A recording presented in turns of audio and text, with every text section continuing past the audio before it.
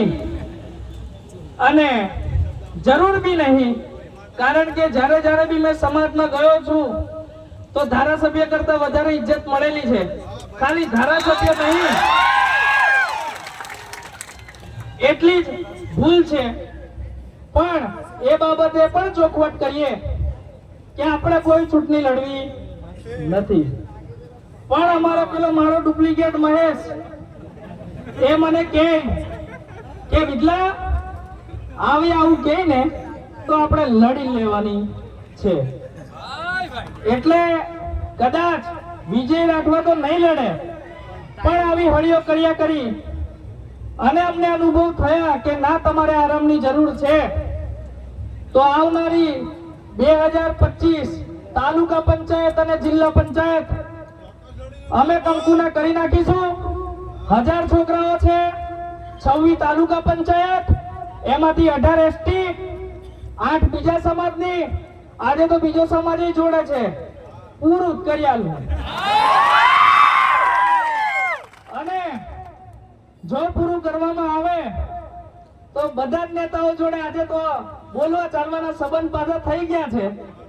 એ બી કહું, આપણે દુશ્મન નહીં, પણ એવી બી જાણી ગયા કે આ વિદલું છે ને જાહેર મંચ ઉપરથી કદી ગોદા કરે એટલે આપણી બગડે, એટલે વાદલું રહેવાનું. અને મારો નિયમ છે કે જે કોઈ હારું રહે એની જોડે હારું રહેવાનું. પણ સાચું હશે ત્યાં સાચું કહેવામાં આવશે, એમાં કોઈની શરમ ભરવામાં નહીં આવે. એ નેતાઓને પણ કહેવાનું કે પાર્ટીની જગ્યાએ છે. તમે કદાચ 20, 21, 22 વર્ષના થયા હશો ત્યારે કઈક પાર્ટી તમારી જોડે આવી હશે, પાર્ટીમાં જોડાયા હશો. પણ આદિવાસી સમાજના પેટમાં તમે આ દુનિયા જોઈ હશે, એના 9 મહિના પહેલા તમારા નામનું બીજ કોઈકના પેટમાં રોપાઈ ગયું હશે, તો પહેલા તમે આદિવાસી સમાજના છો અને પછી કોઈ પક્ષ પાર્ટીના છો. તો એ બધા નેતાઓને પણ કહેવાનું, પક્ષ પાર્ટી તમે તમારી રીતે રાખો, પણ સમાજની વાત આવે તો સમાજ જોડે ઉભું રહેવું પડશે. બાકી बुलबुल तू शोर ना कर, अभी बगावतों की रात है, धज्जियां उड़ा देंगे बस कुछ समय की बात है. કાકાનો આભાર છેલ્લા હજારિયાલી મોબાઈલ મેં બતાઈને. પણ આ ડાયલોગ જ્યારે બી આપણને ચેલેન્જ આપેલી છે ત્યારે આપણે સામેવાળાને આ ડાયલોગ થકી આપણે સંદેશા પહોંચાડેલા છે કે હું તૈયાર છે અડવા, તો હું તાકાત હોય તે આવી જો, પણ હજુ આવલા નહીં મળે. અને એની વાત આવે તો આદિવાસી સમાજને એક વાત કહેવા માંગીશ. લડાઈ હથિયારોની ગઈ, એ સમય ગયો. હથિયારોની જો લડાઈની વાત આવે ને તો અરે ભલે બંદૂકડા છે, પણ તમને વાત કરું 2 દિવસ પહેલાની ઈરાક નામનો દેશ છે, ત્યાં આગળ એક ટ્રાઇબલ ફોર્સ કરીને છે, આદિવાસીઓની સેના. અમેરિકાની જોડે સૌથી મોંઘી બંદૂકો છે, એનું 2 દાડા હોયા કદે ખોટા સાથી ઢાળ્યા.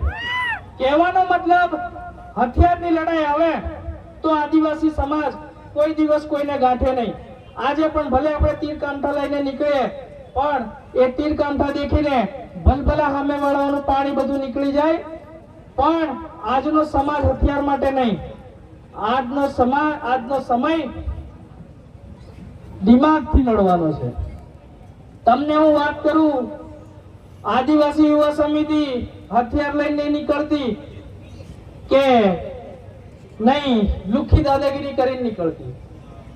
આદિવાસી યુવા સમિતિની વાત જ્યારે સામેવાળા બી કરતા હોય તો એમ કે એવી કાયદા લઈને નીકળે, અને કાયદો લઈને નીકળશે તો ગેરંટી કે આદિવાસી યુવા સમિતિ કોઈને ગાંઠે નહીં, એમ સામેવાળા કહે છે. 1 વર્ષમાં આદિવાસી યુવા સમિતિને પણ તોડવાના ઘણા બધા કાવતરા થયા કે આને તોડી નાખીએ તો આપણું જેવું રાજ ચાલતું હતું, આંધળું બેરું બોડી બામણીના ખેતર જેવું, એવું ચાલતું રહે. પણ આદિવાસી યુવા સમિતિ